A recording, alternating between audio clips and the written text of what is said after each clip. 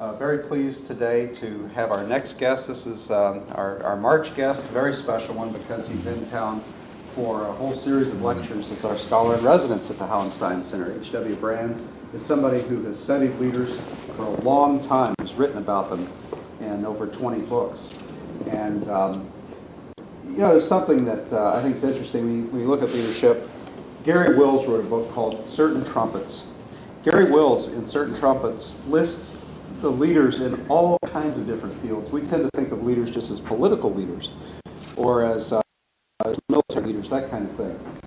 But Gary Wills shows you have artistic leaders, you can have academic leaders, you can have leaders in all areas, of philanthropy leaders.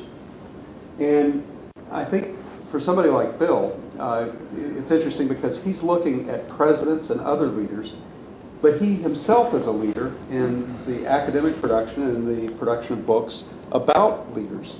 So it's sort of a twofold role of looking at leaders and also himself in his own capacity being a leader in the American common, the intellectual common that we all share. So what I thought we would do is have a little bit of a change of pace compared to most of our Leadership Academy meetings where there's a formal presentation and all. I thought it would be fun, and it certainly suits Bill's style, just to have more of an open question and answer, more of a conversation, seminar-style discussion this afternoon. And with that, I'm going to sit down and turn it over to you to help me welcome Bill Brands. Well, thanks, Cleves. And just a second ago, I agreed with Cleves to just do his question and answers, but one of the things he said got me thinking, so I'm going to get the first word, about the different kinds of leadership. Because I have spent a lot of time studying political leaders. But I also have this sub-interest in history, in American business history. And I actually wrote a book about 10 years ago on 25 great business leaders in American history. And more recently, I wrote a book called The Money Men. And this is about leaders in American financial history. And so I think I have some basis for comparing the styles of leadership and what qualities work in different realms. So bear that. I'll just say one thing, and that is, I suppose Michael Bloomberg has toyed with the idea of running for president this year. And it looks as though he's given up on that, although there's some talk that maybe he could land the vice presidential nomination.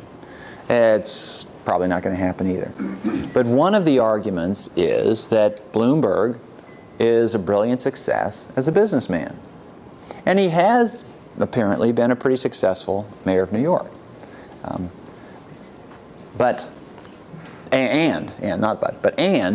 there is often this perception that successful businessmen would make good presidents. Because in fact, when Mitt Romney was still in the race, he constantly said, I'm the only one who's had to meet a payroll, as if this were a qualification for being president. And maybe not. But having profiled, and I think I did try to choose the 25 most important figures in American business.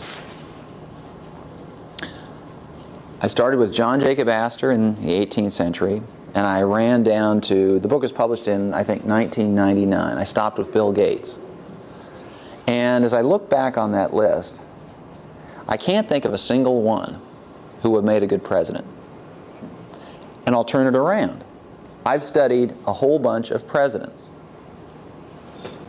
And with the exception of Herbert Hoover, I can't think of a single one who would have made a really good CEO of a large corporation.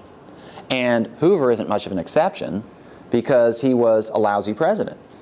And the kind of things that made him good, would have made him good as a CEO, I think, would have made him a poor president.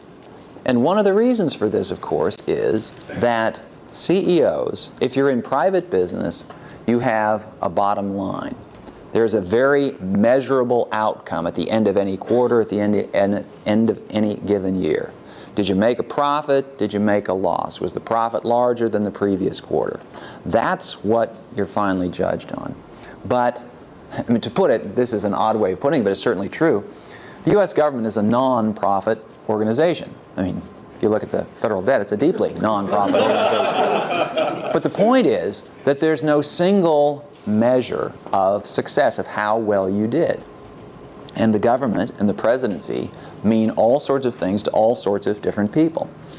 And voters are not exactly customers. And voters have all sorts of demands. And every voter, whether that person is wealthy or poor, at least in our political system, has an equal claim on the system. And so, as far as I can tell, leadership in the business sector does not translate readily to leadership in the political sector. Now, having said that, there aren't very many business leaders who have seriously gone into politics. So I'm not saying that it can't happen, and maybe I've skewed the sample by looking at simply the best of business leaders. And it may be maybe it's kind of like when Michael Jordan tried to play baseball.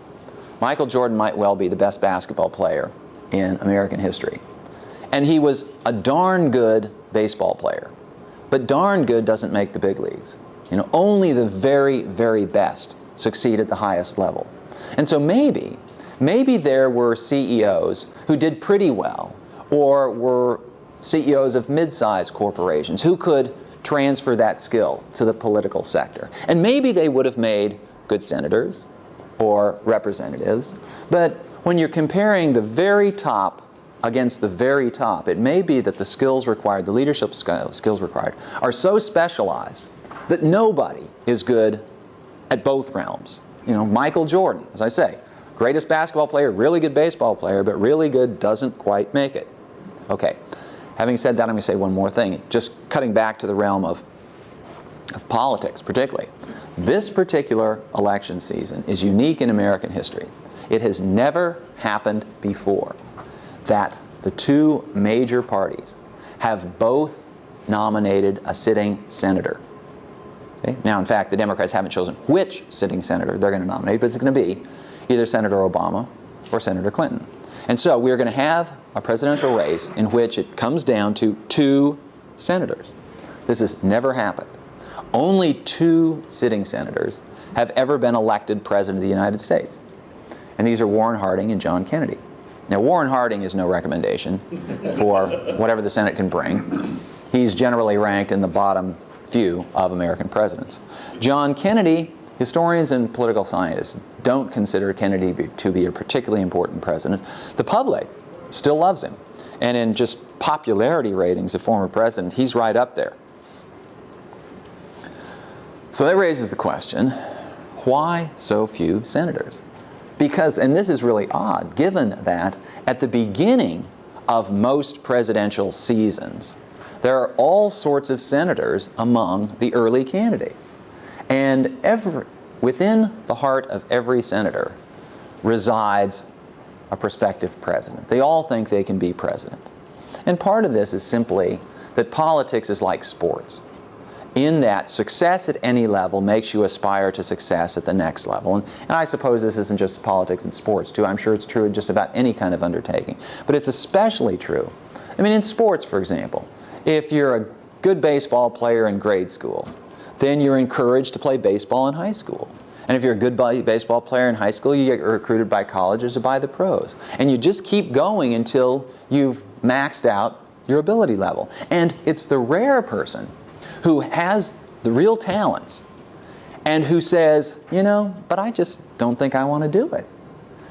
There's so much that kind of gets you channeled in this direction of if you've got the ability to do it, you do it. And so nearly everybody who succeeds to the Senate, who gets that high on the political ladder, thinks, well, okay, what's the next step up? What's the next thing above the Senate seat? The presidency. So they all think about the presidency, but almost none of them make it. Why not? I'll give you two reasons. One has to do with the political system, and the other one relates more directly to the question of leadership and leadership styles, because there are different styles of leadership. I've suggested there are different styles, very briefly, I've suggested there are different styles of leadership for business and for politics, but now I'm going to split politics into two realms. The executive branch, more precisely, the presidency and the legislature.